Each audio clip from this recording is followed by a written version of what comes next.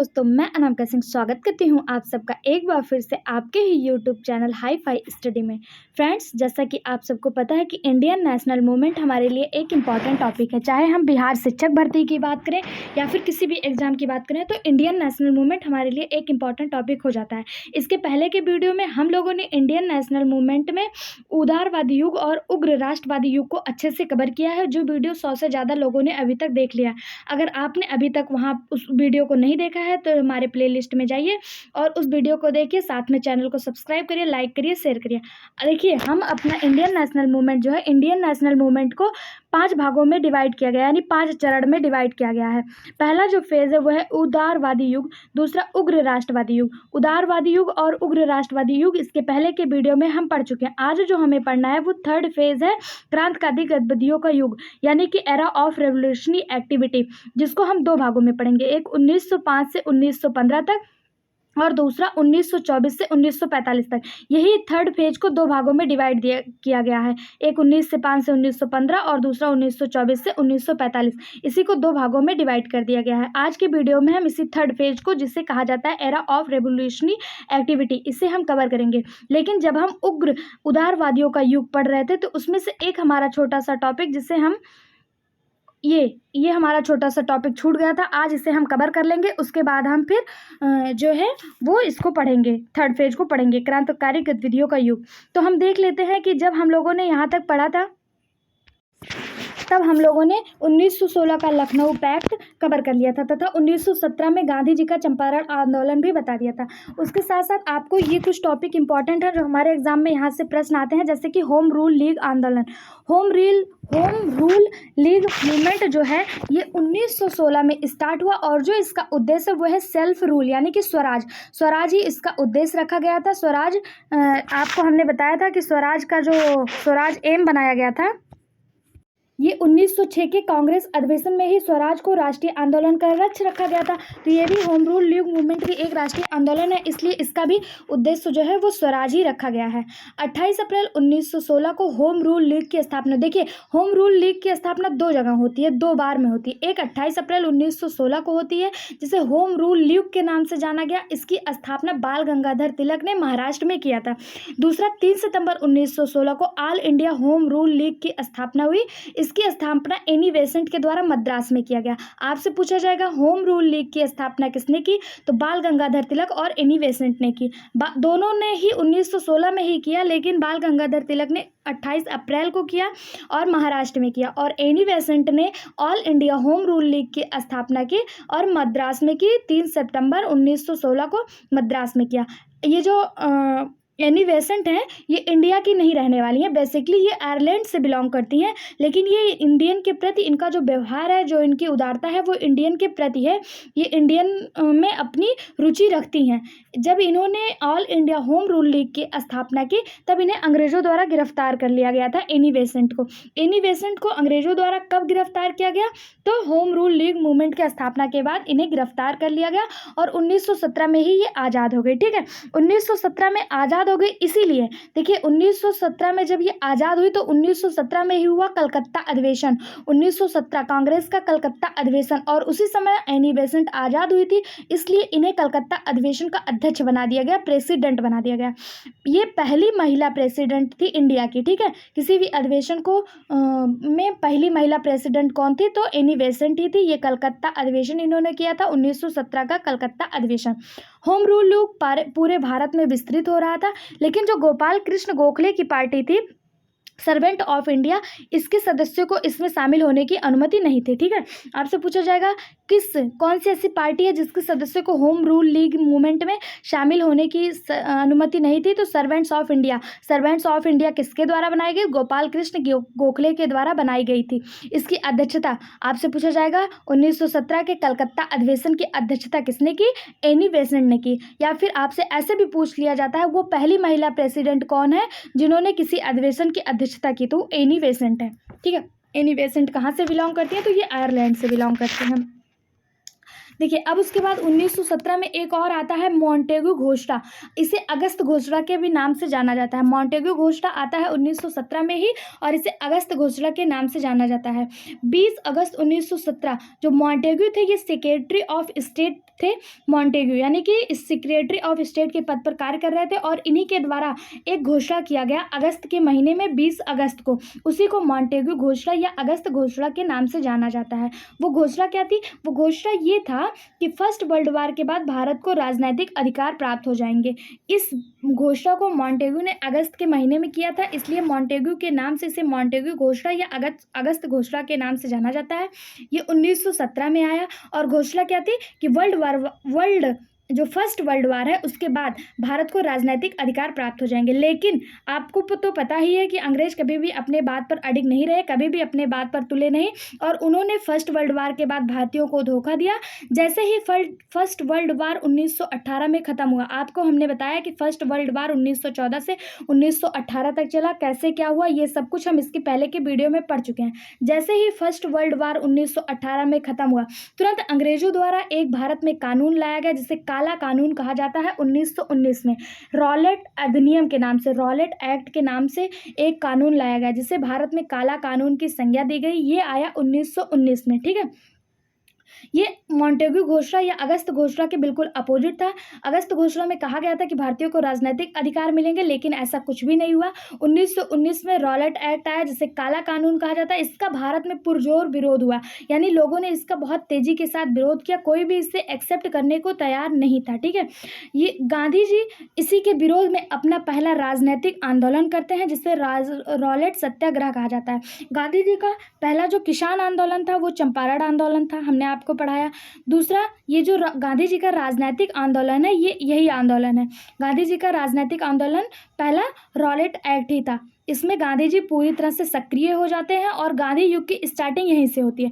इसके आगे हमें गांधी युग पढ़ना था, लेकिन अब हम गांधी युग को ना पढ़ते हुए इसके आगे जो है वो हम पढ़ेंगे थर्ड फेज, यानी कि क्रांतिकारी गतिविधियों का युग। उसके बाद हम गांधीयन एरा को पढ़ेंगे, ठीक है। आप वीडियो को पूरा देखिएगा, अगर पसंद आता है तो ज़्यादा से ज़्यादा शेयर करिएगा, चैनल को लाइक शेयर और सब्सक्राइब करिएगा। वीडियो अगर 100 के पास जिस दिन हो जाएगा उसी दिन मैं अपना नेक्स्ट वीडियो लाऊंगी, इसलिए जल्दी से जल्दी इसे 100+ करने की कोशिश करिएगा, ठीक है। अब हम पढ़ते हैं थर्ड फेज। अपना फर्स्ट फेज और सेकंड फेज कंप्लीट कर लिया है। कहीं से भी किसी को भी कोई भी प्रॉब्लम हो तो आप ज़रूर पूछिएगा। फर्स्ट फेज हमने 1885 से लेकर 1905 तक पढ़ा। उसके बाद सेकंड फेज हमने 1905 से लेकर 1919 तक पढ़ा।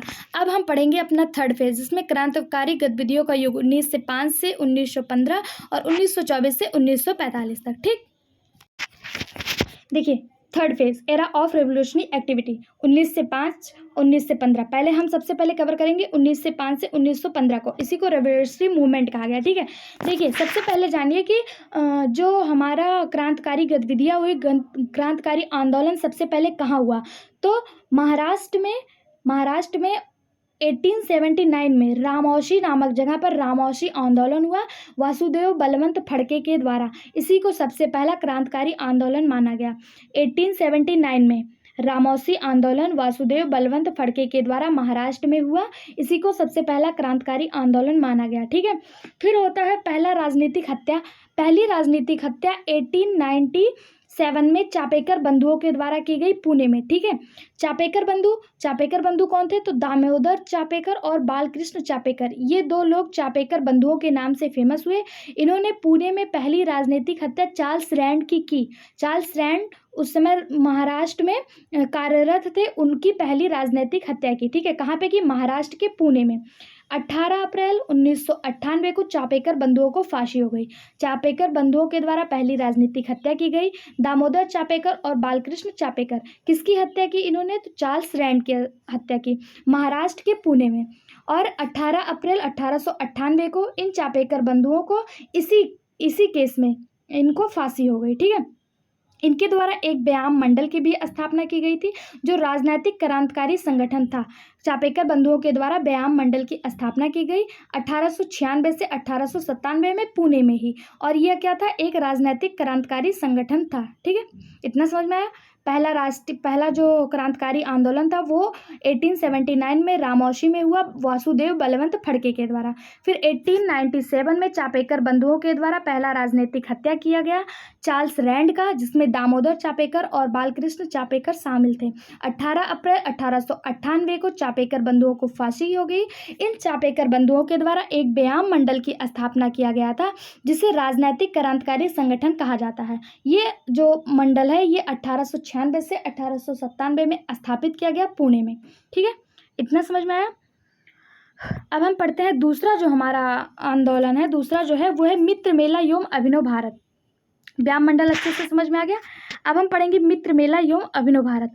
मित्र मेला एवं अभिनव भारत, इसकी स्थापना बीडी सावरकर ने 1899 में नासिक में किया था। मित्र मेला की स्थापना बीडी सावरकर के द्वारा 1899 में नासिक में किया गया। गणपत महोत्सव मनाने के लिए इसकी स्थापना किया गया था। किसका? मित्र मेला का। किसके द्वारा? बीडी सावरकर के द्वारा। कहाँ पे किया गया? नासिक में किया गया। 1904 में यही मित्र मेला अभिनव भारत समाज के नाम से प्रसिद्ध हुआ। ये मित्र मेला जो बीडी सावरकर के द्वारा 1899 में नासिक में स्थापित किया गया था, 1904 में आगे चल के अभिनव भारत समाज के नाम से फेमस हुआ।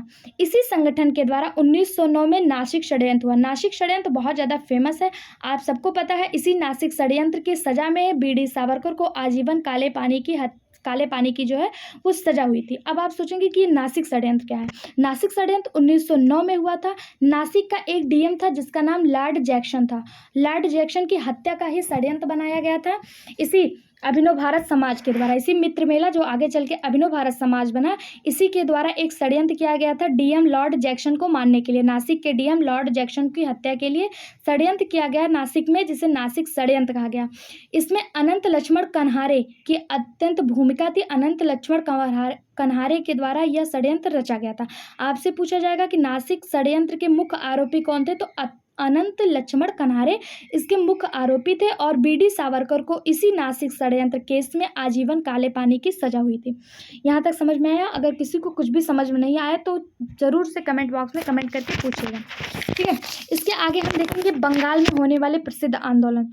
बंगाल में कौन कौन सी समितियां बनी और कौन कौन से क्रांतिकारी आंदोलन हुए। ठीक है, तो सबसे पहले बंगाल में स्थापना हुई अनुशीलन समिति की 1902 में। बंगाल में सबसे पहले बनी अनुशीलन समिति 1902 में। इसे व्यायामशाला के रूप में स्थापित किया गया। इसके अध्यक्ष प्रथम नाथ मित्र और उपाध्यक्ष चितरंजन दास एवं अरविंद थे। अनुशीलन समिति की स्थापना कब हुई? 1902 में। इसके अध्यक्ष कौन थे? प्रथम नाथ मित्र और उपाध्यक्ष चितरंजन दास एवं अरविंद थे। ये जो अनुशीलन समिति है, इसकी स्थापना एक व्यायामशाला के रूप में किया गया था। ठीक है, फिर दूसरा बंगाल में ही होता है ढाका अनुशीलन समिति। ढाका अनुशीलन समिति जो है इसकी स्थापना 1905 में होती है। 1905 में पुलिन दास और प्रथम नाथ मित्रा के द्वारा इसकी स्थापना की जाती है। 1905 में ढाका अनुशीलन समिति, इसके द्वारा एक मैगजीन छापा गया जिसे युगांतर मैगजीन के नाम से जानते हैं। युगांतर मैगजीन को किसने छापा? प्रकाशित करने वाला कौन था? तो ढाका अनुशीलन समिति। ढाका अनुशीलन समिति द्वारा ही युगांतर मैगजीन को जो है वो प्रेषित किया गया। इसी युगांतर मैगजीन ने एक समिति बनाई जिसे युगांतर समिति के नाम से जाना जाता है। युगांतर मैगजीन के द्वारा एक समिति बनाई गई, युगांतर समिति। इसके जो अध्यक्ष थे वो रविंद्र कुमार घोष थे। ठीक है, युगांतर समिति के अध्यक्ष कौन थे? रविंद्र कुमार घोष थे। यहाँ से आपसे पूछा जाएगा प्रश्न, अनुशीलन समिति की स्थापना कब हुई? 1902 में। इसके अध्यक्ष कौन थे? प्रथम नाथ मित्र और उपाध्यक्ष कौन थे? चितरंजन दास एवं अरविंद। दूसरा आपसे पूछा जाएगा ढाका अनुशीलन समिति क्या है? तो ढाका अनुशीलन समिति की स्थापना 1905, अध्यक्ष पुलिन दास और प्रथम नाथ मित्रा थे। इसी के द्वारा युगांतर पत्रिका को प्रकाशित किया गया था। युगांतर पत्रिका के द्वारा एक समिति बनाई गई जिसे युगांतर समिति कहते हैं। इसके अध्यक्ष जो थे वो रविंद्र कुमार घोष थे। देखिए, युगांतर समिति के ही सक्रिय सदस्य दो लोग थे, खुदीराम बोस और प्रफुल्ल चाकी। युगांतर समिति के ही ये दो सक्रिय सदस्य थे। इसी ग्रुप में ये लोग रहते थे। इन्होंने एक बहुत बड़े कांड को अंजाम दिया। इन्हीं के द्वारा अंजाम दिया गया मुजफ्फरपुर बम कांड, यानी कि मुजफ्फरपुर बॉम्ब कॉन्स्पिरेसी 1908 में। आपसे पूछा जाएगा मुजफ्फरपुर बॉम्ब कॉन्स्पिरेसी किसके द्वारा अंजाम दिया गया? तो खुदीराम बोस और प्रफुल्ल चाकी के द्वारा। ये युगांतर समिति के सदस्य थे। अब ये मुजफ्फरपुर बम कांड है क्या? मुजफ्फरपुर बम कांड 1908 में हुआ। अब इसे है क्या, इसमें हुआ क्या था, तो ये पहला राजनीतिक विस्फोट है। अगर आपसे पूछा जाए पहला राजनीतिक विस्फोट कौन सा है, तो मुजफ्फरपुर बम कांड पहला राजनीतिक विस्फोट है, जो 1908 में हुआ, खुदीराम बोस और प्रफुल्ल चाकी के द्वारा किया गया। ये कलकत्ता का एक क्रूर मजिस्ट्रेट था जिसका नाम था D.H. किंग्सफोर्ड। कलकत्ता का एक मजिस्ट्रेट जिसका नाम था D.H. किंग्सफोर्ड, इसी की हत्या का प्लान इसमें किया गया था। उन्हीं पर बम फेंककर इन्हें मारने की हत्या की गई थी 30 अप्रैल 1908 को। किंग्सफोर्ड बच गया, ठीक है, किंग्सफोर्ड बच गया, लेकिन जब बम फेंका गया तो उसमें मिस्टर केनेडी नामक एक व्यक्ति थे, उनकी पत्नी और उनकी पुत्री इस हत्या में मारी गई। जो मिस्टर केनेडी थे ये भारतीयों के प्रति अपनी सहानुभूति रखते थे, लेकिन इस हत्या में उनकी पत्नी और उनकी बेटी जो है वो मारी गई थी। किंग्सफोर्ड बच गए थे, ठीक है। यह पहला राजनीतिक हत्या था, मुजफ्फरपुर बम कांड 1908 पहला राजनीतिक हत्या था। किंग्सफोर्ड को मारने के लिए किया गया था, लेकिन इसमें किंग्सफोर्ड बच गए। मिस्टर केनेडी की पत्नी, वाइफ और डॉटर इसमें मारे गए। मिस्टर केनेडी भारतीयों के प्रति अपनी सहानुभूति रखते थे। इसमें पुलिस के द्वारा खुदीराम बोस और प्रफुल्ल चाकी को गिरफ्तार कर लिया गया, क्योंकि इन्हीं दोनों के द्वारा इस केस को अंजाम दिया गया था। जब पुलिस ने खुदीराम बोस और प्रफुल्ल चाकी को गिरफ्तार करने के लिए जा रही थी, तो जो प्रफुल्ल चाकी थे इन्होंने खुद को गोली मार ली और खुदीराम बोस जो है ये पुलिस के द्वारा गिरफ्तार हो गए। प्रफुल्ल चाकी ने खुद को गोली मार ली थी, ये आपको विशेषकर ध्यान रखना है। आपसे पूछा जाएगा कि प्रफुल्ल चाकी का क्या अंजाम हुआ, तो प्रफुल्ल चाकी ने खुद को गोली मार ली थी और खुदीराम बोस को पुलिस ने गिरफ्तार कर लिया और उन पर केस चला, मुजफ्फरपुर बम कांड केस, ठीक है। मुजफ्फरपुर बम कांड केस जब चला तो 11 अगस्त 1908 को, ये देखिए 30 अप्रैल 1908 की घटना थी और कितना फास्ट अंग्रेज काम किए। 11 अगस्त 1908 को ही खुदीराम बोस को फांसी दे दिया गया। 18 वर्ष की आयु में फांसी पर चढ़ने वाले पहले भारतीय थे, या फिर आप कहें राष्ट्रीय आंदोलन में सबसे कम उम्र में फांसी पर चढ़ने वाले जो क्रांतिकारी थे वो खुदीराम बोस थे, ठीक है। राष्ट्रीय आंदोलन में सबसे कम उम्र पे फांसी पर चढ़ने वाले क्रांतिकारी कौन थे? खुदीराम बोस। मात्र 18 साल की आयु में इन्हें फांसी हो गई थी 11 अगस्त 1908 को। किस केस में हुआ? तो मुजफ्फरपुर बम कांड केस में इन्हें फांसी हुई थी। देखिए, इसी जो युगांतर समिति है इसी के द्वारा दो और केस हुए। एक आपका हुआ 1908 का अलीपुर षड्यंत्र केस, बस इसका नाम याद रख लीजिएगा, अलीपुर षड्यंत्र केस, और एक मिनट, 1908 का अलीपुर षड्यंत्र केस और 1910 का हावड़ा षड्यंत्र केस, ये भी युगांतर समिति के सदस्यों द्वारा ही अंजाम दिया गया था। फिर 1912 में होता है दिल्ली में कौन कौन से षड्यंत्र हुए? तो दिल्ली में 1912 में हार्डिंग बम कांड हुआ। हार्डिंग बम कांड इसके पहले के वीडियो में मैंने आपको बहुत अच्छे से बताया कि हार्डिंग बम कांड क्या है। एक बार फिर से आपको बता देती हूँ। जब 1911 का दिल्ली दरबार लगा, दिल्ली दरबार में किंग्स जॉर्ज पंचम और उनकी महारानी मैरी भारत घूमने आई थी। उस समय भारत का वायसराय हुआ करता था लॉर्ड हार्डिंग। लॉर्ड हार्डिंग ने इन्हीं के स्वागत के लिए बहुत सारे खर्चे किए। उस समय भारत में अकाल और सूखा का दौर चल रहा था, जिससे क्रांतिकारी नाराज हो गए और हार्डिंग पर बम फेंकने का निर्णय लिया। जब हार्डिंग अपनी फैमिली के साथ दिल्ली के चांदनी चौक घूमने गए थे, उस समय रासबिहारी बोस द्वारा इन पर बम फेंका गया, जिसमें हार्डिंग तो नहीं मरा लेकिन मरा उसका ड्राइवर।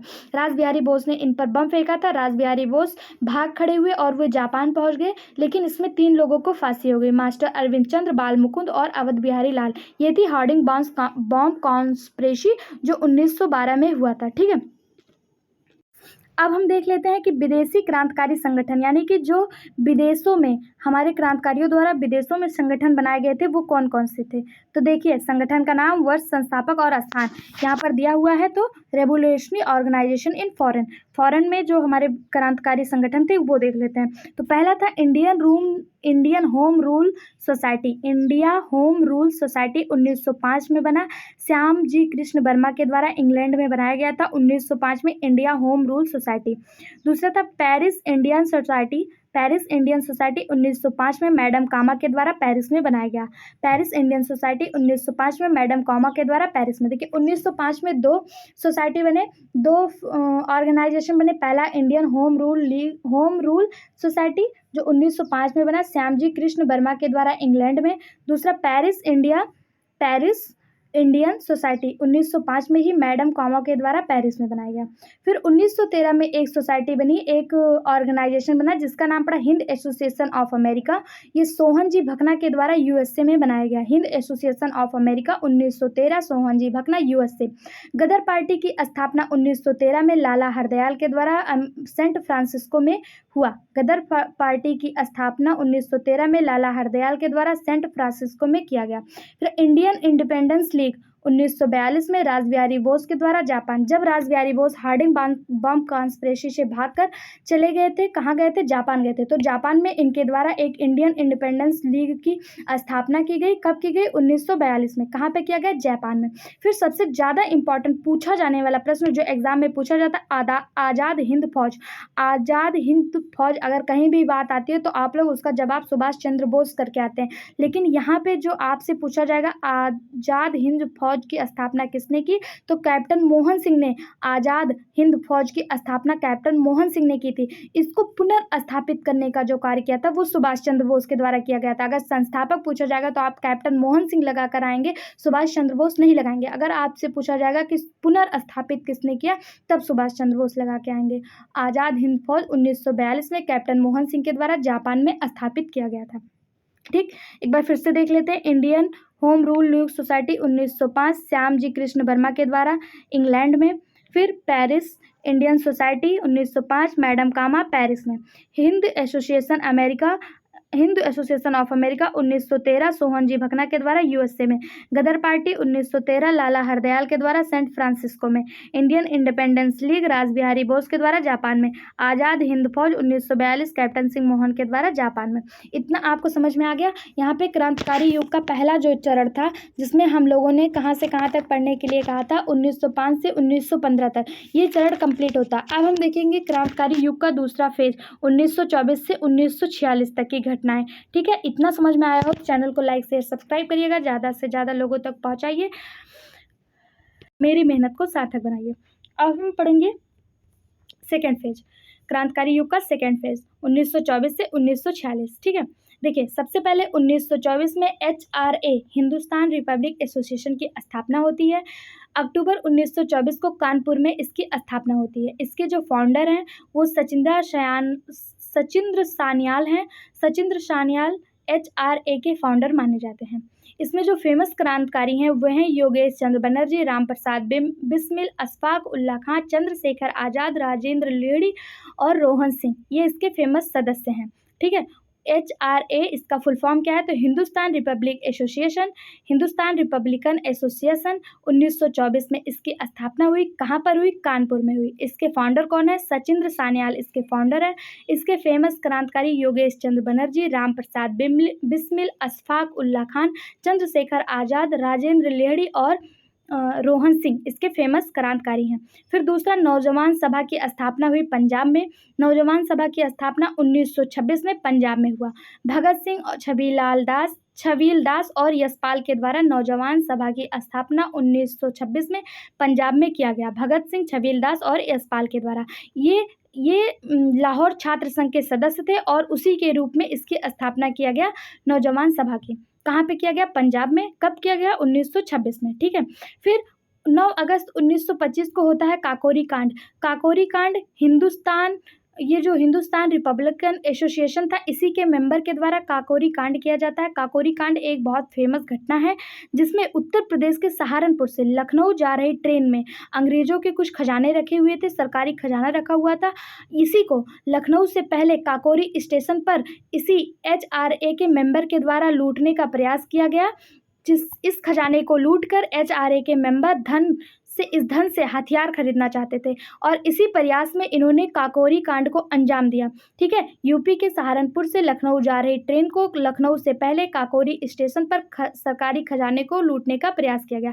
इस सरकारी खजाने का ये HRA के सदस्य करते क्या? तो इस धन से वो हथियार खरीदना चाह रहे थे। इसमें 29 लोगों को गिरफ्तार किया गया, 4 को फांसी हुई, जिसमें से अशफाक उल्ला खान, रोहन सिंह, राम प्रसाद बिस्मिल और राजेंद्र लेहड़ी, इन 4 लोगों को फांसी हुई। इसमें 29 लोगों को गिरफ्तार किया गया। देखिए, इस कांड के बाद जो HRA था वो पूरी तरह से बिखर गया, लेकिन इसे समेटने के लिए फिर HSRA की स्थापना 1928 में हुई। हिंदुस्तान सोशलिस्ट रिपब्लिक एसोसिएशन की स्थापना 1928 में किया गया। ये किसने किया? तो नौजवान सभा के जो बचे हुए सदस्य थे और हिंदुस्तान रिपब्लिकन एसोसिएशन के जो बचे हुए सदस्य थे, इन्हीं के द्वारा HSRA की स्थापना 1928 में किया गया था। HRA और नौजवान सभा के बचे हुए सदस्यों यानी क्रांतिकारियों के द्वारा इसकी स्थापना की गई 10 सितंबर 1928 को दिल्ली के फिरोज शाह कोटला मैदान में। इसके फाउंडर कौन थे? तो चंद्रशेखर आज़ाद। HSRA के फाउंडर कौन थे? तो चंद्रशेखर आज़ाद HSRA के फाउंडर थे। जो HSRA यानी कि हिंदुस्तान सोशलिस्ट रिपब्लिक एसोसिएशन है, इसमें सोशलिस्ट शब्द किसने दिया? भगत सिंह। भगत सिंह ने समाजवादी शब्द दिया, जबकि इसके फाउंडर चंद्रशेखर आज़ाद को माना जाता है। फिर होता है 1928 में सैंडर्स की हत्या। 1928 में होता है सैंडर्स की हत्या यानी एसिनेशन ऑफ सैंडर्स। ये HSRA के क्रांतिकारियों द्वारा सैंडर्स की हत्या की गई। देखिए, जब 1928 में पंजाब में साइमन कमीशन का विरोध चल रहा था, उसी समय लाहौर का पुलिस अधीक्षक हुआ करता था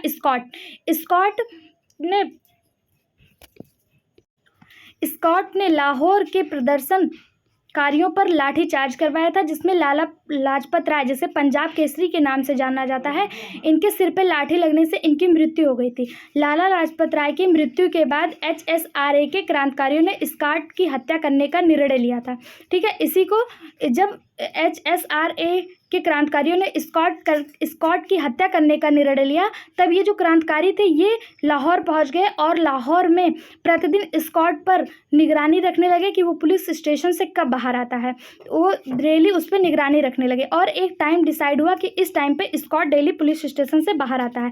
लेकिन जिस दिन क्रांतिकारियों ने उन पर बम फेंकने का प्लान बनाया था उस दिन, या गोली चलाने का, उन्हें मारने का प्लान बनाया था उस दिन, स्कॉट बाहर ना आकर उसका सहायक अधीक्षक यानी सहायक पुलिस अधीक्षक सैंडर्स बाहर निकला और उसकी गोली लगने से हत्या हो गई। इसी को सैंडर्स की हत्या यानी असैसिनेशन ऑफ सैंडर्स 1928 नाम दिया जाता है। इसमें जो शामिल क्रांतिकारी थे वो थे चंद्रशेखर आज़ाद, भगत सिंह, जयगोपाल, राजगुरु। इन्हीं के द्वारा इस हत्या को अंजाम दिया गया था। इसमें सैंडर्स की हत्या का प्लान नहीं था, प्लान था स्कॉट की हत्या, लेकिन स्कॉट उस दिन बाहर नहीं निकला और सैंडर्स को गोली लगी और सैंडर्स इसमें मारा गया, इसलिए इसका नाम दिया गया सैंडर्स की हत्या। 17 दिसंबर 1928 को इस घटना का अंजाम दिया गया था चंद्रशेखर आज़ाद, भगत सिंह, जयगोपाल और राजगुरु के द्वारा। फिर होता है 1929 में असेंबली बॉम्ब कॉन्स्पिरेसी 1929 में। ठीक है, ये भगत सिंह के द्वारा अंजाम दिया गया। भगत सिंह और बटकेश्वर दत्त साथ मिलकर एक असेंबली में बॉम्ब फेंकते हैं और भगत सिंह ने इनकलाब जिंदाबाद का नारा लगाया। इसी असेंबली में भगत सिंह के द्वारा इनकलाब जिंदाबाद का नारा लगाया गया। ये इनकलाब जिंदाबाद का नारा लिखा तो था मोहम्मद इकबाल ने, लेकिन इसको नारा बनाया भगत सिंह ने। भगत सिंह चाहते तो उस असेंबली से भाग खड़े होते, लेकिन उन्होंने भागा नहीं और उन्हें 1929 में गिरफ्तार कर लिया गया। 1929 में भगत सिंह को गिरफ्तार कर लिया गया और उन पर लाहौर कांड केस चला। लाहौर कांड केस चला। इसी के तहत भगत सिंह, सुखदेव, राजगुरु को फांसी दी गई सेंट्रल जेल में। दिल्ली के ही सेंट्रल जेल में भगत सिंह, राजगुरु और सुखदेव को 23 मार्च 1929 को फांसी दी गई, जिसे हम शहीद दिवस के रूप में मनाते हैं। लेकिन इसी फांसी के कुछ दिन पहले 27 फरवरी 1931 को इलाहाबाद के अल्फ्रेड पार्क में चंद्रशेखर आज़ाद को पुलिस के मुठभेड़ में चंद्रशेखर आज़ाद मारे गए थे। 27 फरवरी 1931 को इलाहाबाद के अल्फ्रेड पार्क में। पूछा जाएगा अल्फ्रेड पार्क में किसकी हत्या हुई? तो चंद्रशेखर आज़ाद की। किसमें? चंद्रशेखर आज़ाद और पुलिस की मुठभेड़ में। ठीक है, कहाँ अल्फ्रेड पार्क कहाँ है? तो इलाहाबाद में। कब हुआ? 27 फरवरी 1931 को। शहीद दिवस कब मनाते हैं? तो 23 मार्च को शहीद दिवस के रूप में सेलिब्रेट किया जाता है, जिसमें सुखदेव, राजगुरु और भगत सिंह को फांसी की सजा हुई थी। इसके आगे हम गांधीयन एरा को पढ़ेंगे नेक्स्ट वीडियो में। अगर वीडियो पसंद आया हो तो चैनल को ज़्यादा से ज़्यादा शेयर करें, लाइक करें, सब्सक्राइब करें तथा बेल आइकन पर क्लिक करें, जिससे नोटिफिकेशन आपको मिल जाए। Thank you so much.